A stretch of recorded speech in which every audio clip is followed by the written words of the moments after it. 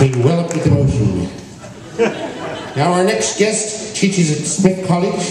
She's a highly regarded author on the subject of labor, women, immigration, transnational cultures and activism, and revolutionary social movements in the modern United States. It's a fancy way of saying she makes a lot of conservatives very nervous. Please welcome Jennifer Guglielmo.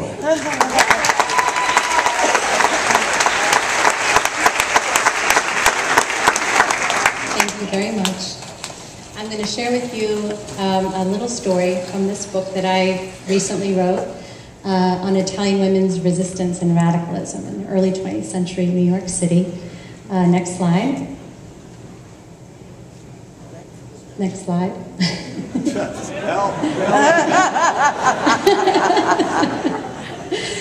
This is a story about men and women who worked in the silk mills in Paterson, New Jersey.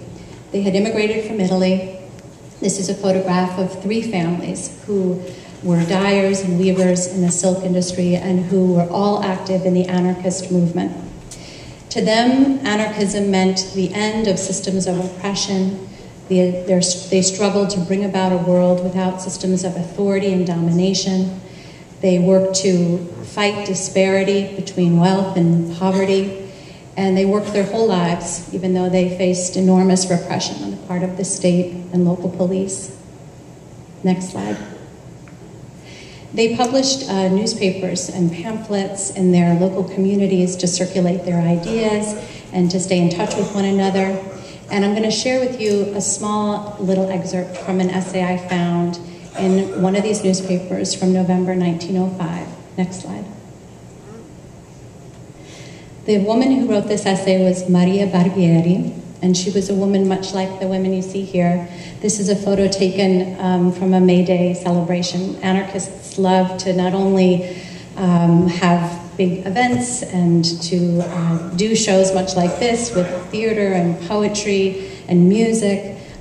They also love to have a good time. As you can imagine, they worked hard. They worked often 6 days a week, and so when they had a day off, they wanted to be outside in the natural world, dressed in their finest clothes.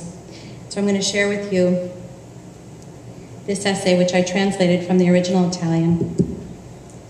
It's titled Ribelliamoci, which means we must rebel.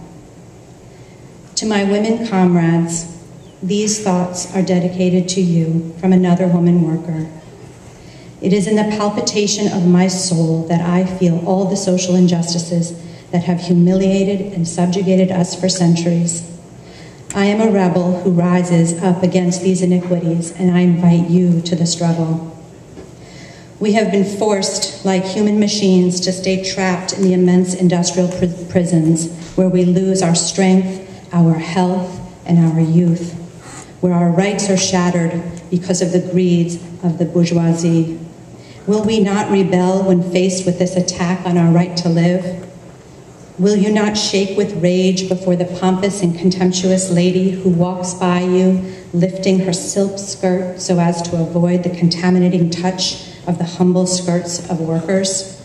While we exhaust ourselves from morning to night to procure all that is beautiful and comforting in life for a handful of pleasure-seeking people, while we are bent over our work, overwhelmed by a torrent of grief over the future of our children, the grand ladies chat in perfumed sitting rooms, proposing banquets, balls, and theater, all with the gold they bleed from us and our children. When disease tears a loved one from us because of inadequate treatment and deprivation, or when a loved one dies in the factories or mines, should we choke our grief in tears or mumble a prayer and beg for resignation? No, we must rebel in the face of so much injustice. We must break the shackles that bind us and become free. We must fight to gain our rights and create happiness for our children. Come then, comrades of suffering and struggle, we must rise against oppression. We must unite, all of us. Thank you.